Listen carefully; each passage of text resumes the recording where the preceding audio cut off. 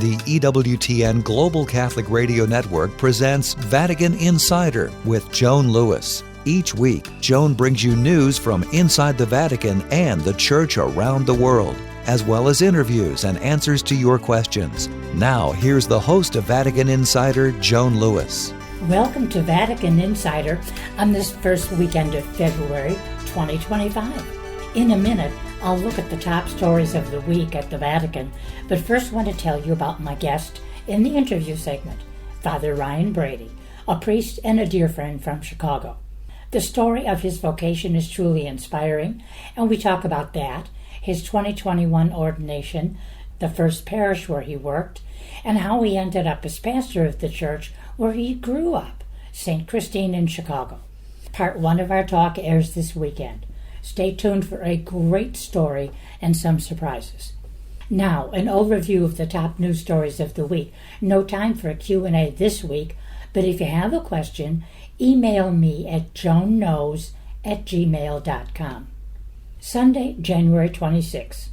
Pope Francis presided at Mass on the 6th Sunday of the Word of God, and he invited Christians to allow the Holy Spirit to make Christ present in our lives and society through frequent reading of the Bible. He said listening and understanding scriptures is not enough. Rather, the Word of God must bring us to experience, quote, amazement, so that it may enter our hearts and renew us. Sunday, by the way, also marked the final day of the Jubilee for the world of communications, and there were large numbers of journalists from around the world in attendance at the papal Mass. Saturday, Pope Francis had received journalists in audience. After reciting the Angelus, the Pope appealed for an end to the conflict in Sudan, saying it is causing the most severe humanitarian crisis in the world, with dramatic consequences even in South Sudan. He invited warring parties to stop fighting and sit down at the negotiating table. He also expressed concern for the situation in Colombia's Catatumbo region, where many civilians have been killed by clashes between armed groups, with 30,000 people forced to leave their homes. Monday, January 27th. In his annual message for the 33rd World Day of the Sick, Pope Francis grapples with the profound questions that confront those who are suffering and those who care for them. How can we be strong when our bodies are prey to severe debilitating illnesses that require costly treatment that we may not be able to afford? How can we show strength when, in addition to our own sufferings, we see those of our loved ones who support us yet feel powerless to help us? The World Day of the Sick is observed worldwide each year on February 11th, Feast of Our Lady of Lourdes, with a solemn celebration taking place every 3 years at an international Marian shrine.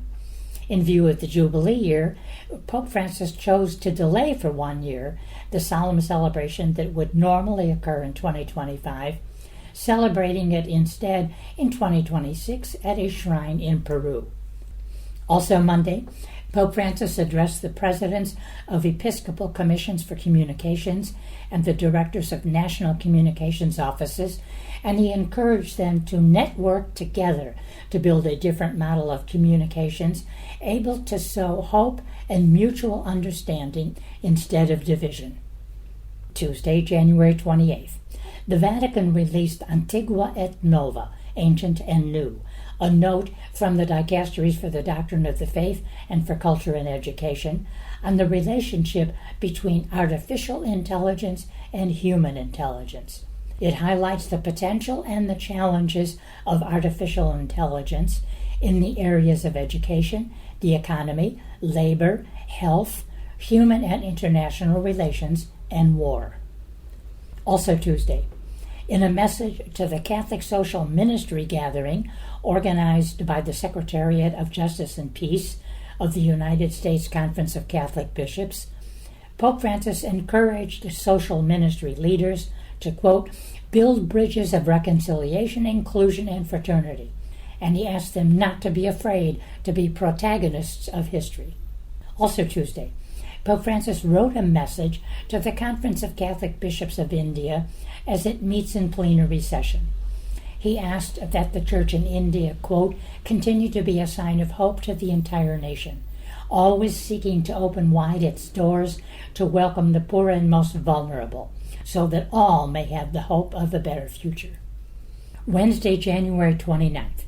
At the general audience, Pope Francis continued his catechesis series on Jesus Christ our hope, reflecting on St. Joseph and inviting the faithful to look to him as a model of trust, openness, and love.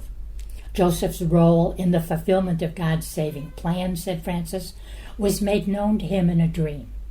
With great faith and trust, he responded by taking Mary as his wife and making a home for the incarnate Son of God. Like him, may we respond generously to God's plan for our lives, and through the practice of hope and love, welcome Jesus into our hearts and homes. Thursday, January 30th. Pope Francis met with seminarians and formators of several Spanish dioceses, and he urged future priests to allow themselves to be shaped by the pain of those they serve. He highlighted the October 2024 torrential rains that flooded Valencia, killing around 230 people and causing massive property damage. In such circumstances, the role of priest, he said, is to bind up the brokenhearted and to provide spiritual support for people amid the large and small disasters of daily life. Also Thursday, in a telegram to U.S. President Donald Trump, Pope Francis expressed closeness and grief for the victims and families of those who lost their lives when two planes collided mid-air over Washington, D.C.'s Potomac River Wednesday evening. All 67 passengers on the commercial flight and military helicopter died. Francis commended the souls of the deceased to the loving mercy of Almighty God and offered his deepest sympathy to the families now mourning the loss of a loved one. Friday, January 31st. In his address to the Roman Rota for the opening of the judicial year, Pope Francis called upon judges to exercise prudence, justice, and charity, remarking that every just ruling contributes to strengthening the culture of the indissolubility infirmed by the Church's teaching on marriage. Quote, we are called by the pain and hope of many faithful who seek clarity regarding the truth of their personal condition and, consequently, their possibility of fully participating in sacramental life. 2025 marks the 10th anniversary of two motu proprio written by Francis that reformed the process for annulments, empowering diocesan bishops to act as judges to nullify marriages, eliminating the requirement that the Roman Rota sign off with its own sentence, and also made a case for making the procedure free. Well, lots of news this week, and those are the week's top stories. But now, stay right here for the interview segment with Chicagoan Father Ryan Brady, as we talk about his path to priesthood, his life since ordination, and the ways God has surprised him.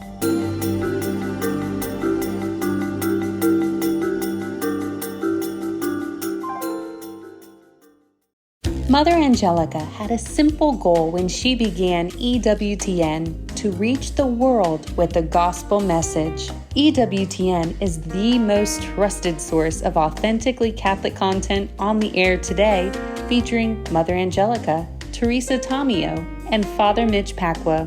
We've never wavered from our mandate to proclaim the truth and majesty of the Catholic faith. Thank you for joining EWTN in this mission. Carry the faith wherever you go. Catch up with the latest news from Washington, D.C., the Vatican, and the world on all of our EWTN news platforms, including EWTN Pro-Life Weekly, the Catholic News Agency, and EWTN News in Depth. Download the EWTN app at EWTNapps.com today.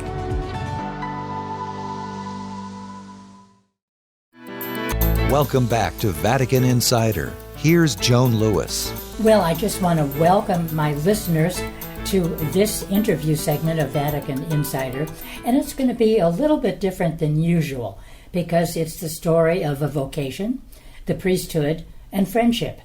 Now, that vocation and that priest is my special guest this weekend, and that's Father Ryan Brady, a priest from the Archdiocese of Chicago. So welcome to Vatican Insider. Thank you, Joan. It's good to be here with you. Well, a fellow Chicagoan. We both know the area. I was born in a nearby suburb. Before we start looking at your story, you've been in Rome, of course, on a number of occasions. We always get together, but tell us who you're with now in Rome.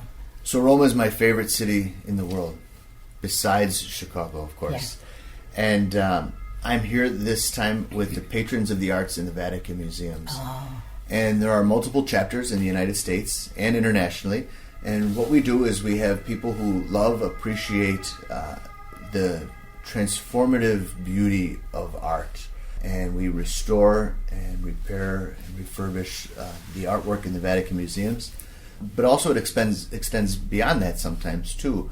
The reason I'm here now, the Illinois chapter of the Patrons of the Arts of the Vatican Museums, was going to pilgrimage to Rome to explore the Baldacchino or the Ciborium monument of St. John Lateran, which we recently restored. Oh, so, well, and Ryan, what is so important about the work of the patrons, and it was started by an American, one of our first ambassadors, William Wilson. What is so important about the work, the Vatican could not spend thousands or huge sums of money, tens of thousands, on restoring art when there's people who, as all the popes remind us, there are needy people out there. Whether it's the city of Rome or the city of Chicago, there's people who need that. And you want to hear that the Vatican is spending $35,000, redoing this. So that idea came about, and the patrons, through because I'm in New York chapter, in our yearly dues plus anything else we can adopt a statue to restore or something. But anyway, they do wonderful work, and it does help the museum, something that has to be restored or maybe even purchased, but usually restored. That's a good way of doing it and not having the Vatican spend money on that instead of on the homeless or the needy. It's a sad critique or criticism of the church sometimes by people who don't know otherwise that, why does the church hold on to all of these treasures instead of selling them and give to the poor? The church gives everything to the poor, including fully their heart. And then there is also a very rich treasure in the cultural heritage that we've inherited as a church, but also as humanity. The church considers itself guardians, exactly, not owners. Mm-hmm. So how do you sell something that you don't really own? Plus, if the Vatican today were to sell every blessed thing in the Vatican museums, that money came in, it would take care of the poor and needy for probably under a week. Exactly. And then you have nothing else to sell. Mm-hmm. Yeah. So, But we still have this artistic and treasure that is part of our story. And everything in the Vatican museums is the story of all humanity. And honestly, as people of faith, it belongs to the poorest of the poor as much as it does to the Holy Father and everywhere in between. And speaking of that, Pope Francis on several occasions has made tours like of the Sistine Chapel available to several hundred of Rome's poor. Because there's people in the Vatican who know them all by name. They're pretty amazing people. Well, I'm glad we're both members of the Patrons of the Arts in the Vatican Museums, PAVM, if you ever see that on a website, folks. But I do want to talk about friendship today, and friendship with a priest, as I mentioned earlier. And our story, I'm going to give the really short version of our story. In 1927, my grandparents gave a chalice to a newly ordained priest in Chicago. They had paid for his seminary years. Father Tui unfortunately died. The chalice went back to my grandparents, eventually came down to my father and mother, and eventually came to me. And when I knew the story, I decided that I would love to do the same thing. Find a young man, a seminarian, and give him that chalice. We met one time on Facebook. I had posted a story about Cardinal George, a film that was going to come out. You made a comment, a very interesting one. I wrote back, eventually said, oh my gosh, we had so much in common. That was just phenomenal. And many mutual friends. And so mutual everything. And so eventually, we went to emailing each other, not just on the site. And over the years, getting to know people who knew this Father Brian Brady, I had a feeling that I found my young man who was going to get the chalice. We met at dinner in Chicago, December 22nd, 2018. You were in your second year of the seminary. And I had brought the chalice to Chicago through the good graces of Monsignor Boland, who headed Catholic Charities for 30 years. We met. You had worked at Catholic Charities with him. So it was a beautiful story, and it continued until your ordination, of course, on May 15th, 2021, and then your first Mass, the Mass with that chalice, on May 16th. And naturally, I was there. I wouldn't have missed that had I... Not only were you there, you were the lector. Yes. Oh, yes, I was, That's of right. course. Amazing, amazing moments. For me, to have followed you in that pre-ordination period, then the ordination, then what is life going to bring? So let's look at the next chapter, your, assistant pastor, and tell us about that time. So I knew on May 15th, 2021, that I was going to be assigned to a parish, Our Lady of the Ridge, St. Linus Church, on the southwest side of Chicago, in a little suburb called Oak Lawn in Chicago Ridge. I knew the parish, I knew how many parishioners there would be, and I had an understanding of the boundaries, but that was it. I had no clue the beauty that God had in store for me. I had no clue about the rich experiences that He had in store for me. I was there just a short period, only 3 years, and I think some amazing and beautiful things happened in that time. I had also been invited to participate in a program for seminarians, which brought me to Rome every summer for a month. The Rome experience. The Rome experience, exactly. And I felt terrible. How am I going to be away from the parish for such a long period of time every summer? But the parishioners felt so enriched by it. They loved it. There was also a point of pride. Our priest goes to Rome to help seminarians, and when I came back, I would discuss it, and it helped them understand more the universal church. I also was moved by them to lead a pilgrimage to Rome for the parishioners, and we brought almost 40 parishioners. A number of them were my family. Of course, I remember that very well. Yeah, Mom and those pilgrims are now best of friends. They meet with each other regularly. There's a large group chat that they interact with each other, so they're praying for each other, throwing out communications about prayer intentions, throwing out birthdays and things that need to be celebrated. So it's really it's a wonderful thing to see how the universal church, right, and how Rome specifically, and an intimacy with Peter and the saints that are here, really helps feed the spiritual life of the parish at home. And it really was an incredible experience of getting to see the church, great and small, ever ancient, ever new, in a beautiful way. Well, and then you also have a lot of pastors, this may happen to you someday, who come to Rome, to the North American College, to attend the Institute for Continuing Theological Education. And that's being away sometime a couple of months. But they go back tremendously enriched, and therefore the people who gain the most from it after the priest are the parishioners. Right. So, Exactly. now, Monsignor Boland's brother, Jerry, Father Jerry, has been on that program. Our Lady of Perpetual Help. He's been here twice, I think. Yeah, and I've seen how his parishioners and how his parish really blossoms and flourishes from his experience there. He's one of the most uplifting people I have ever met in my life. And you just, if you just need to be uplifted, you either want to just, hey, can I have lunch with you? Can I call you on the phone? Can I just send you a message on Facebook, One of those people where you're having a bad day. Yeah. And you know who to call. Exactly. And that bad day is history. Exactly. And all the future ones, he'll plant a seed in your mind how to, a very sunny, wonderful, upbeat person. Now you are not in that parish. You were moved to. This is such a great story. Yeah. So I was moved to St. Christina Parish, just a few miles east in the city of Chicago, which is also my home parish. Yes. My home parish, they sponsored me through the seminary. I would be back there during the winter time during the break from the seminary to live there and to experience the parish and what have you. Never in my wildest dreams did I think that I would be back as pastor. And now that I am back as pastor, I wander through the rectory and the grounds and the church. And there's a school. There's a school, yeah. So we have a large campus. We have 2,500 families, which is a big parish. We have a school with 490 students.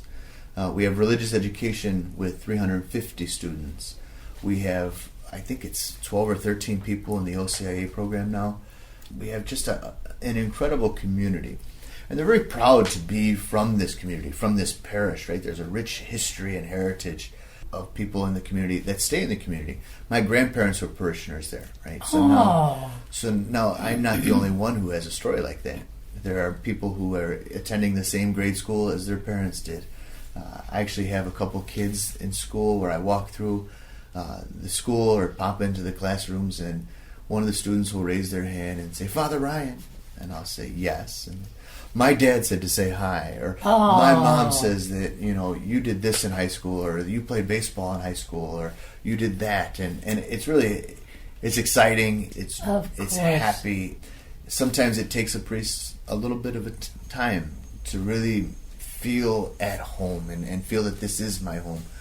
For me, it was. Before I ever stepped in the door, it was my home, and it's a rare privilege. All the generations. Yes. Oh my God! Yeah. I mean, including your own family. Yeah. Sometimes I walk through the church, or it's empty at the very beginning of the day or at the very end of the night, and I think that I'm visiting, and I have to remind myself, no, this is my parish now. This is my parish again, because I had almost resigned myself to the fact that I would never be back as anything other than a visitor, because I'll be a pastor elsewhere. So it is a rare privilege to be the pastor of your home parish, but one that I'm really enjoying. How important is that? And our lives have intersected at so many points, but that's one I got to come to. Well, I've been to Christina for the Mass, your first Mass, but I don't know the parish, the school, the rectory and everything else. So that's on my list of things to do. Now, there's been, for me anyway, there's so many stories we've exchanged. We could do a television prime time 3-hour story on so many things, but there's two aspects to your life that are fascinating. And tell us about the Catholic Arab community. Began with a person that we both know. Yeah, so there is a classmate of mine. We were ordained together who at one point was discerning priesthood with the Franciscans in the Holy Land. And he decided, I am not called to religious life, and I'm not called to be a priest in the Holy Land, and eventually made his way to Chicago. We studied together, we were ordained together, and not long after ordination, he called me and said, I have some friends that you need to meet, and you should help them. And I said, sure, whatever I can do. And what it was a community of Arabic-speaking Latin Rite Catholics. The majority are from Palestine in the West Bank, or Jordan, or in the areas near there. And they were really hoping for a place to call home. They wanted to find a place where they could worship together as a community. And they needed more than just a church. Right? They needed more than to rent the church for an hour a week. Sure. Because this is a community that is really rich in their expression of faith. Oh, it's extraordinary. I mean, all my trips to the Middle East, and Michael Bader, of course, who's our mutual friend and part of this wonderful family now. Exactly, and he's been really my major point of contact, but also my primary educator in how Catholics in the Middle East, how Catholics in the Holy Land really express themselves in an extraordinary richness that has helped my life of prayer. Yes. So what we've done at my former parish, we had 2 sites, 2 campuses where we would have Mass regularly. And one, we had extra space, and we allowed ourselves the time to explore that space together, and they began to dream. And what happened was we've begun to welcome this Our Lady of the Holy Land community to the Our Lady of the Ridge Church. And every Sunday they have Mass, which is wonderful, and after Mass there's a big reception with lunch and socializing.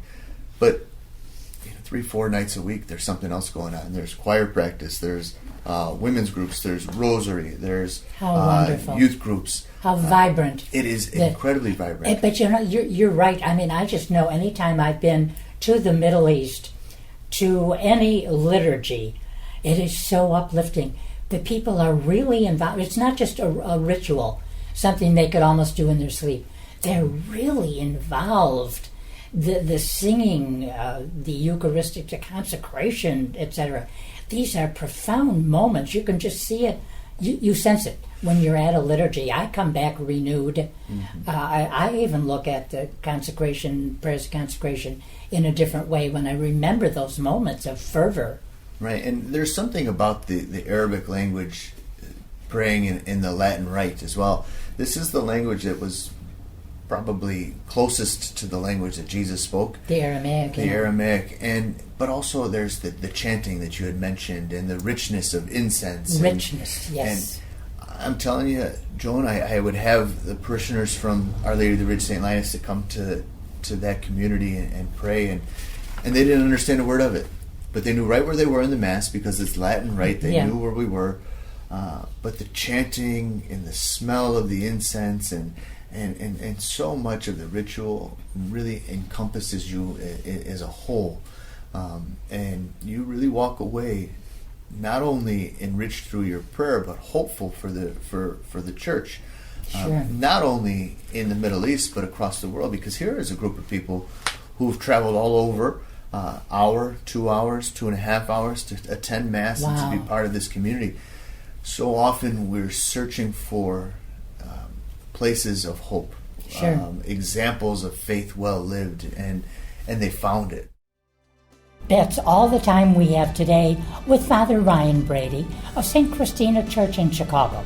But you have to come back next week for part 2 of our conversation, when Father Ryan continues the story of his priesthood, his parish, and a few surprises the Lord has placed in his life. For more information on these stories, or to check out Joan's blog and to ask her a question, go to EWTN.com. That's EWTN.com. Thanks for listening to Vatican Insider on the EWTN Global Catholic Radio Network.